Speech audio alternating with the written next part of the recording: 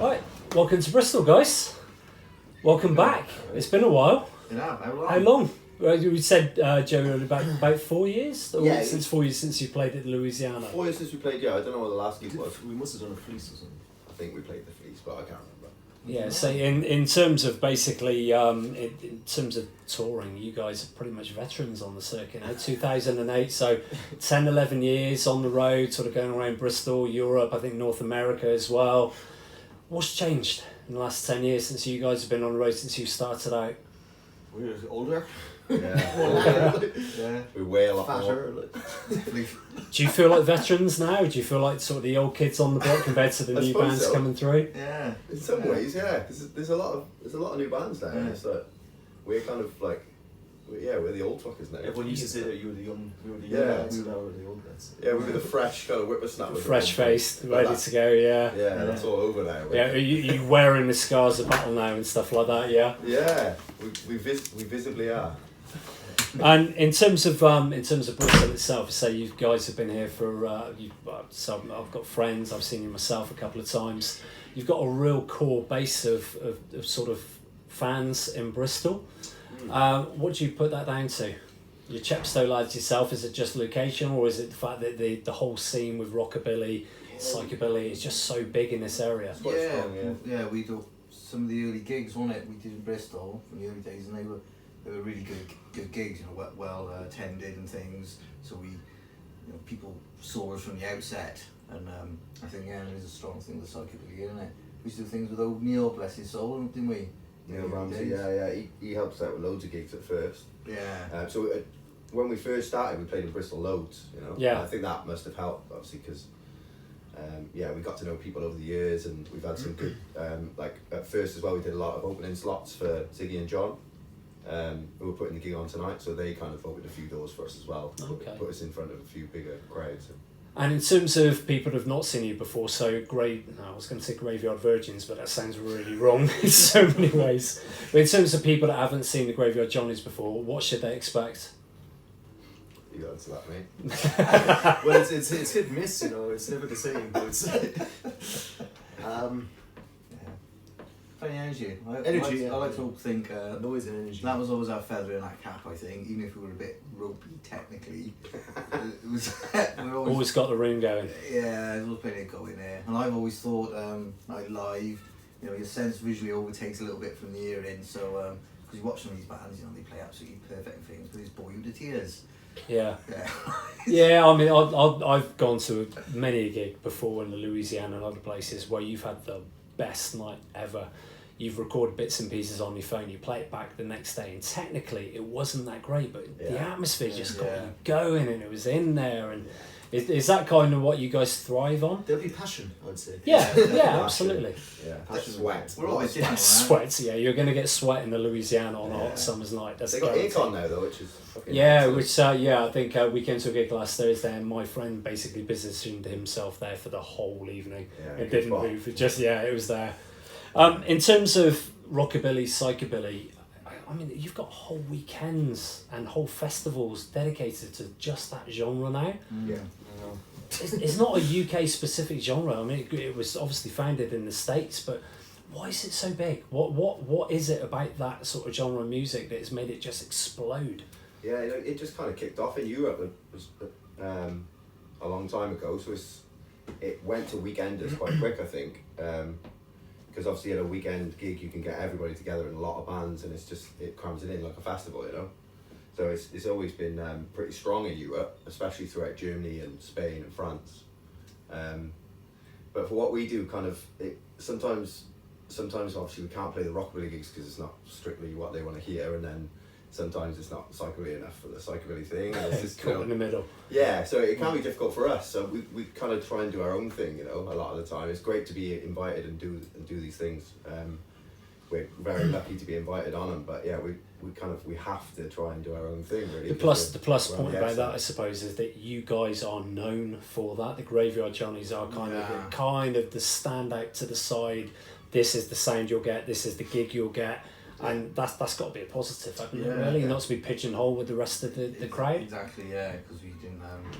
It was funny that there's been some stuff on social media now, and the sort of right thing about pure psychobillyists and this sort of thing. It's fake news. Fake news and stuff. But when we first started, I never even heard of psychobilly.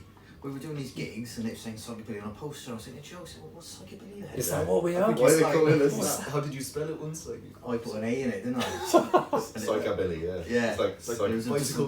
big hate train of social media, wasn't there? I put an A in it. It's because my you don't want to spelling spell it wrong, yeah. So you guys basically didn't set out to be part of the genre. You guys No. wanted to just do what you wanted to do, and you've just Yeah. been kind of pigeonholed or labelled as that when you might not actually be luckily, that. No. it's done us a lot of favours doing them gigs, and we've made so many friends. Like, you know, it's been a big part of what we do. You know, It's the hand that feeds us. Yeah. yeah. Best friends in the scene, or the sort of your heroes from the genre scene. Who would they be? It's game because we didn't really know so much of the bands. Joe, you would know a few, didn't you? I didn't. But he's ones we're firm friends with now, isn't there? Yeah, I mean, I loved the Peacocks before we started playing. They were a band that I loved from compilation albums that I bought, punk rock stuff, and they were put on. So they were one of the first bands I really got into in that kind of sound, like our sort of sound, you know. But yeah, it was mainly, for me anyway, it was mainly like rockabilly and 50s rock and roll that was more of that influence rather than the psychobilly thing. But there's some amazing bands, obviously, like, you know, all the bands from the 80s, like Wild Bats and To Where Did I Go, and they're all kick it. It's just, you know, Mad it's something- Sin, they were always good to us, weren't they? Yeah, Helped us Mad out Sin in was the early great. days. We did New Romantics and Yeah. We They've just all got helped us at some point. Is it that kind of, yes, it's kind of a pecking order basically, that you've got the guys at the masters at what they do, that the headliners, they bring the younger bands through, and now you've now steps up and now you're tutoring and mentoring the young bands. Yeah. The younger bands coming through. I wouldn't say that. Yeah, No, no. definitely not mentoring anyone. No. Doing your own thing still. Yeah, they're learning from our mistakes. And in terms of touring or recording, I mean, you guys are veterans in terms of 2008, I think you guys kind of officially got together. Yeah. 1 EP, 2 albums, but you seem to be on tour all the time. Is that, do you prefer touring to kind of recording? Is that... We definitely did. That was that's what we aspire to be. We want to be a touring band like all the bands we looked up to, didn't we? Well, it's hard to say no when someone asks you to play. Yeah. And people are asking you to play all the time. You Yeah, just say exactly. yes. Because we see it as we don't take it for granted. So when we get asked to play, we appreciate it. So we try and do, and we did because Callum coming a little bit later. It was me and Joe and other lads, and that's where we struggled. The guitarist just didn't want to do touring. You know, as soon as it started happening, they're like, oh, this is not what we thought touring was about, and didn't like it. And Callum, he was in other bands who were the same problem, so it was natural for us to sort of get together because we all just wanted to go touring, didn't we? So your first love basically is out on stage, kicking it, doing what you do, basically, as opposed to just stuck in a recording studio. Yeah. In terms of, with that said, in terms of an album, any plans for a third studio album at all? Well, we don't actually all live in the same country anymore. It Really? makes it kind of hard. Like, so You don't. I don't. Yeah, when you say we, Can't escape. I ran a long time ago. Yeah. It's hard to get in the same room if we're not doing a gig. You know, a lot of time we're meeting up at the venue or the night before and then going straight to a gig. But we need to probably make time to get together and not drink and actually practice. We've made a thing of Christmas, haven't we? Yeah, so the plan is to record some songs before Christmas time, because we're going on tour next March throughout Germany and France. So the plan is to get an EP out for that. okay. Yeah. We are a little bit overdue, I guess, somehow. But at the same time, that's why we've not like churned them out so regular, because we like it again to be organic. We sort of write songs as we're going along. Quality over quantity, yeah. Yeah, because some bands feel like they just bring one out every 18 months just so they can go off and tour on the back of it, and it's a bit like the last record. Yeah. You know, so just our records, like the last two have been really different in everything. So I'm guessing this one will be even more different, which we like. So it's never quite. We're going to go a bit more psychedelic, I think. Oh, yeah. Okay. Still cycles. Right, yeah. Yeah. In terms of actually playing live, so in terms of my favourites, you got Coming Home, Torture Me, For Tonight. in terms of playing live, what are your personal favourites in terms of tracks that you guys have to play live? Changes all the time. Probably the newest song. Yeah, usually. We do a cover. And that's probably the highlight for me because it's new, you know. Yeah. Okay, so you just prefer, just getting the new stuff out there, or even if it's just... Yeah, it changes all the time, yeah. Yeah. You know, It depends what mood you're in. I suppose so, yeah. It depends on the depends- atmosphere of the room as well, I suppose. Exactly. It doesn't it? depends what the crowd's like, and it depends what's going down well. And you know, we're doing a few songs with them. I'm enjoying playing a bit of bass guitar now. We throw like 3 songs I think in the set with bass guitar, and that's something we haven't done before. So that's kind of interesting for me. We try and change the set to make it more interesting for Yeah, ourselves. I suppose, what you don't want to do is that repetitive nature, just like you were saying about some bands just churn the same stuff out time after time after time. We don't want to go out doing the same shit constantly. Yeah. You know, It's getting that way now. the same but different.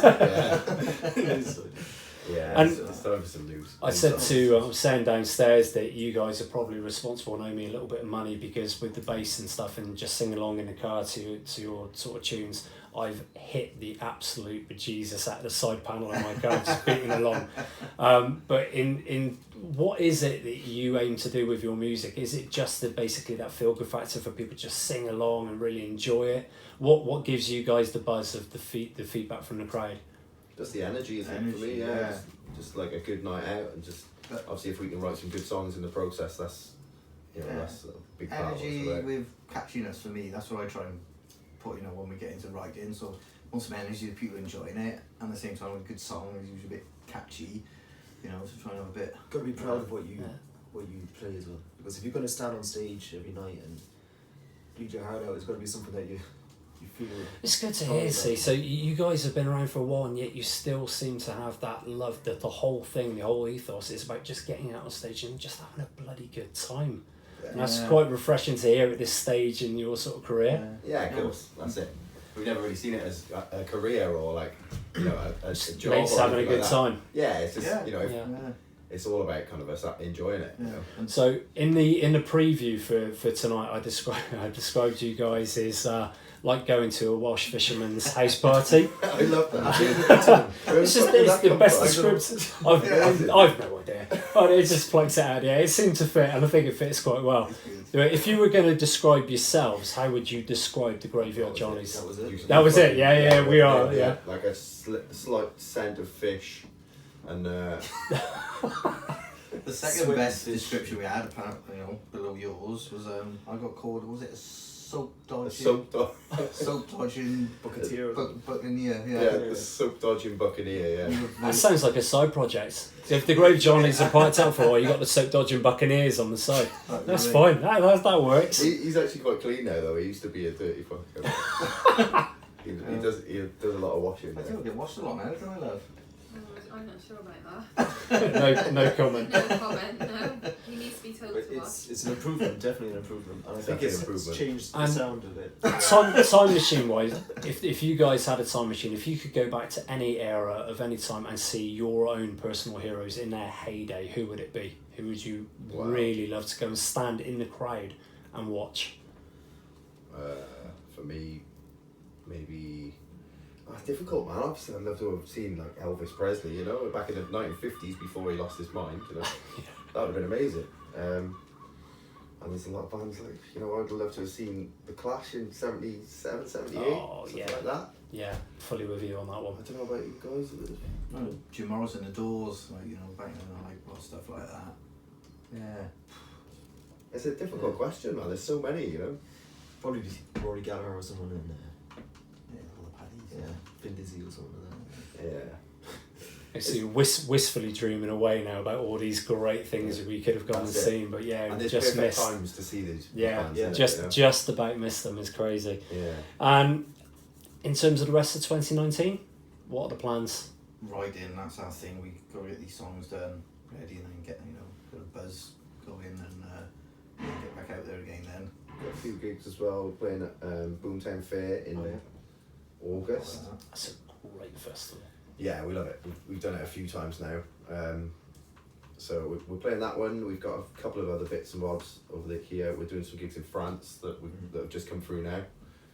But yeah, the main focus is just get some new music out and just kind of have a bit of fun with that. Make some videos, kind of Yeah, one we can all look forward to in that case. Right, last and final question, because I've taken up a few time, and I ask this of everybody, because this is what I judge people on, basically.